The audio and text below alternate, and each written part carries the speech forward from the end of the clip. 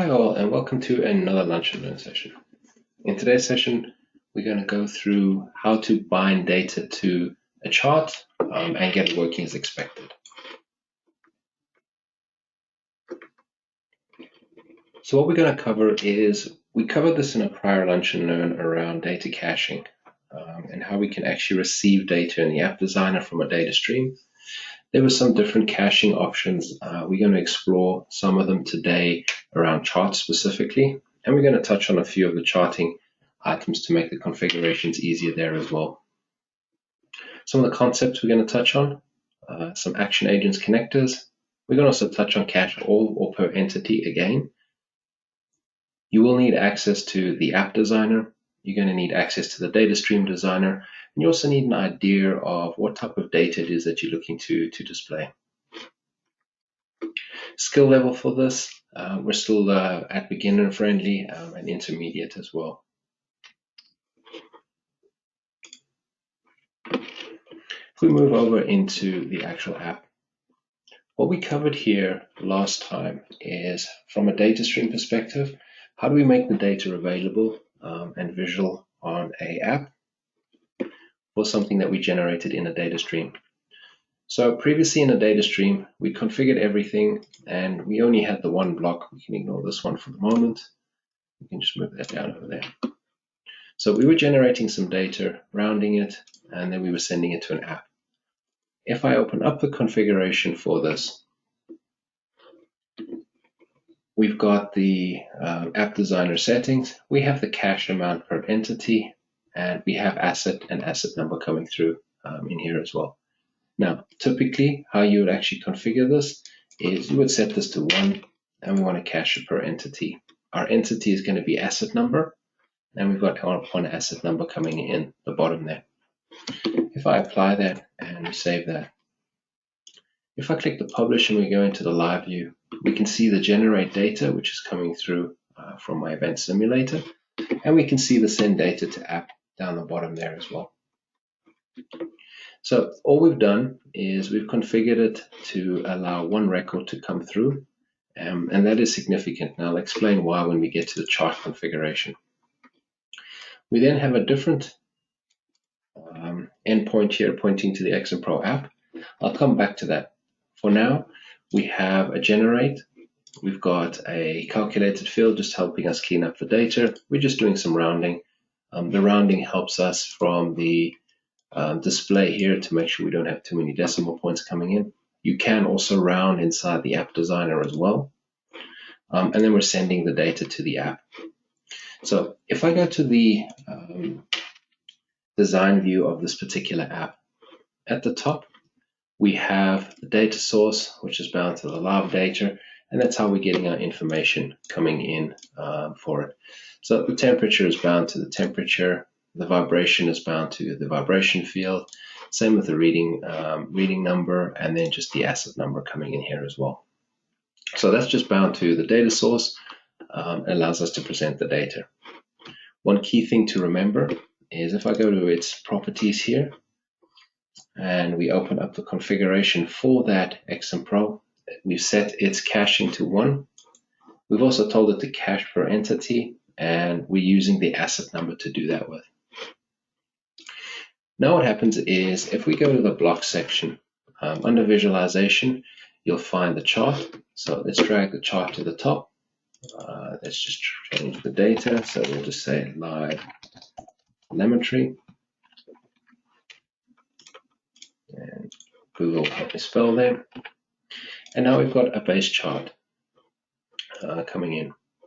The next thing that we want to do is we want to make sure that we have a data source for it. So let us get rid of this data source here.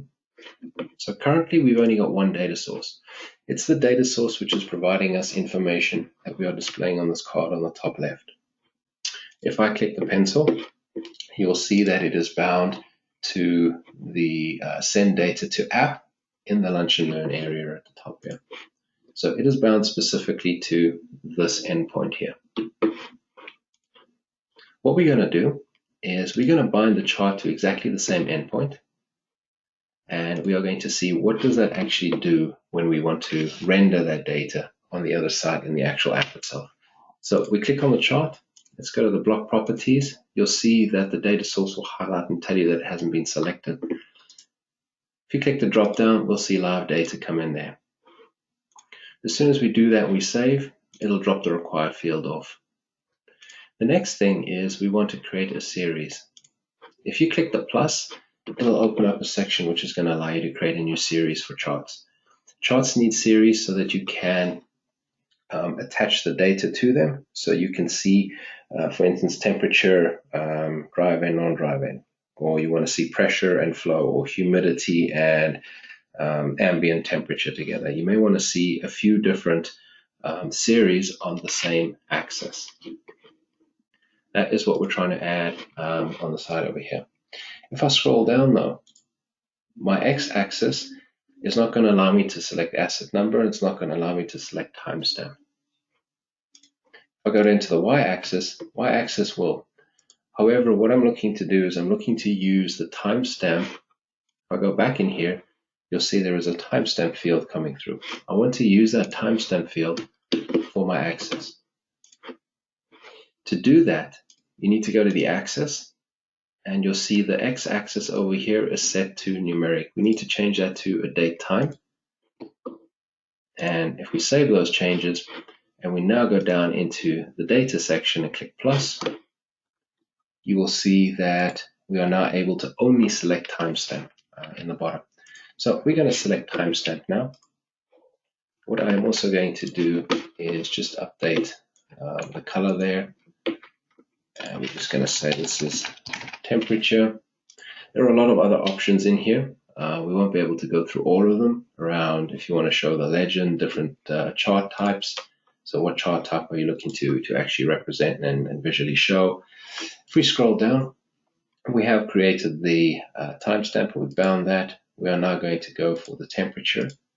Everything else we can leave as default. Click apply and close, and we can click save.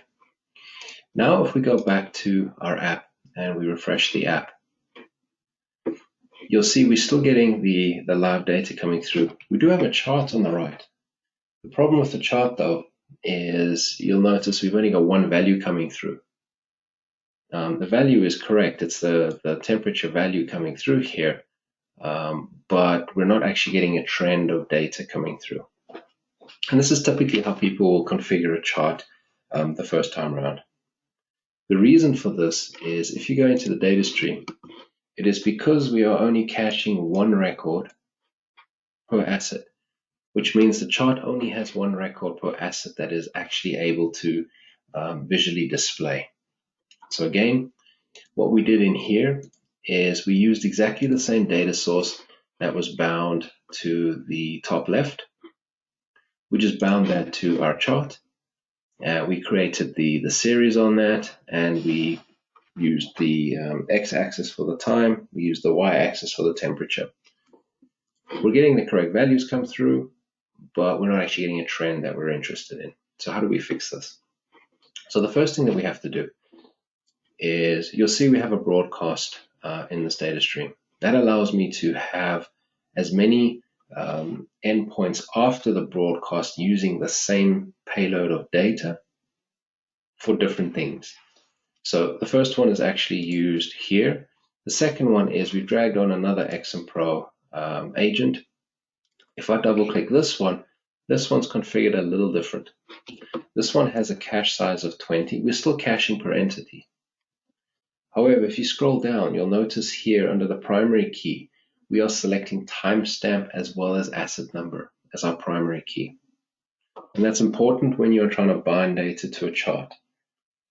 It needs to know what is the primary key so that it can render the data correctly. The second part that's different here is we're increasing our cache size. I'm only interested in 20 records for this current asset versus one that keeps getting replaced. So the first thing that we want to do is we drag that on, we configure it. You can have multiple of these on a data stream. So the top one, send data to app. The second one, send data for chart. Now, what's very important here is to make sure you name these correctly. This is why naming is important here as well, because as soon as we go into the app design, and what we want to do this time is we want to go to the data source. We're not going to use live data.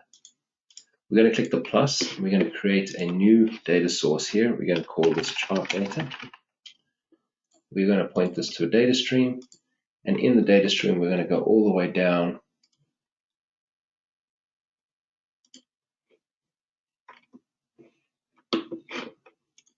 make sure I find where it is. It's in display data. So we're going to go all the way down to our Lunch and Learn version 1, and you'll see data for chart in here as well. If you had not named it appropriately and you just left it as a default, you're going to start getting XMPro app 0, XMPro app 1, XMPro app 2, and you're not going to be clear as to which endpoint you should be selecting. So now we're going to select chart. Make sure we select the live updates. You'll see here it'll automatically fill in the primary key for me. We can click save. So all we've done there is we've added a new data source to the page. And what that's allowed us to do is we can automatically bind it to the data stream or to the chart itself. So now if we go to the drop down and I go to the chart data, I can leave everything else as I had it, and I can actually see what results this will have for me.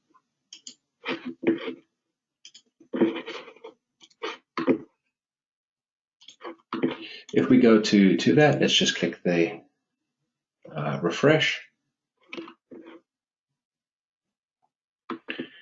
So all we've done in here, exactly the same chart configuration, but we bound it to the first data source, and that was only getting us one record. So we changed the temperature is exactly the same, so you'll see it doesn't need to remap that. I just changed the source of where my data is actually coming from. However, now if we go to the app, you'll see I have access to the data coming in, but I can actually see the live data coming through on that as well from a chart perspective. Different question is, how do I know what type of data I'm getting? Yes, you can look in the live view. I can go through the live view here. I can publish my data stream, and I can see what's this data looking like, but I'm inside my app, and I'm not sure if I'm getting the right data or not. How can I actually see and just make sure? The one way we can do that is, you'll see at the bottom here, I've just got two cards. I've just set their flex to a size of 2. What we're going to do in the first one is we're going to drag in a grid. So I'm going to drag in a grid, and I'm going to drag in a grid to the second one. We're just going to save the page and go to the properties. For the first grid, what we're going to do here is we're going to bind that to the exact same data as what is being used above. For the second one, we're going to bind that to the exact same data source as what is being used above. And let's click save. What that's going to allow me to do is I can now see the data coming in across the top, but I can also see the raw data coming in down the bottom as well. So if you're unsure, why is my data not showing, or it's not in the correct format, or I'm not 100% sure if I'm getting the correct number of records that I'm expecting, you can just drag on a grid. Very simple way to actually work out and see, well, am I getting the amount of records I'm expecting? This is why the chart initially was only getting one record that kept changing constantly, where now where it's bound to a much bigger data source, you can actually see the data coming through for that as well. Because we put this on the app, all you've got to do is we can just go into the app itself. We can just delete those two grids, and we can continue configuring our app as we need to. There's a few other items on the chart. If we go to the property side of things, appearance, this is where you control your different visibility. If you want to enable the series on click, we'll just set that to true for now. If I go down to data, what we want to do here is let's bring in vibration. Again, make sure you have a palette predefined for your site. We can then choose that as our color. We're going to go down, we're going to select timestamp, and now we're going to pick the vibration. Click apply and close, and let's view what that app actually looks like. So now you'll see I have 2 data points coming in. However, they're on very different scales. My vibration is typically in between 0.1 to 0.7, where my temperature sits in the high 30s across the top. If I click any of these, it'll actually hide it off the chart and allow me to view the other one as I've enabled it. So it doesn't matter how many of these options or how many of these series that you add to a chart. If you switch them and enable the ability to hide them, you can hide and show as many as you need to. However, we've got that data coming in on the chart, but we've got it on different scales. So you've got a few different options for that. The one is you can create a different axis for it, or the two is you can create different panes for it as well. So I've got my one axis here. If I create different axes for it, I can go in and I can name this vibration. I can keep everything else the same for it, and we can say apply. I now have 2 y-axes that I've got available on my chart. Now what I can do is if I go down to the bottom and I go to the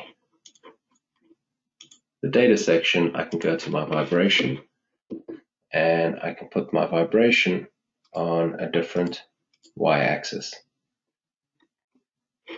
We can apply and close that. We can save.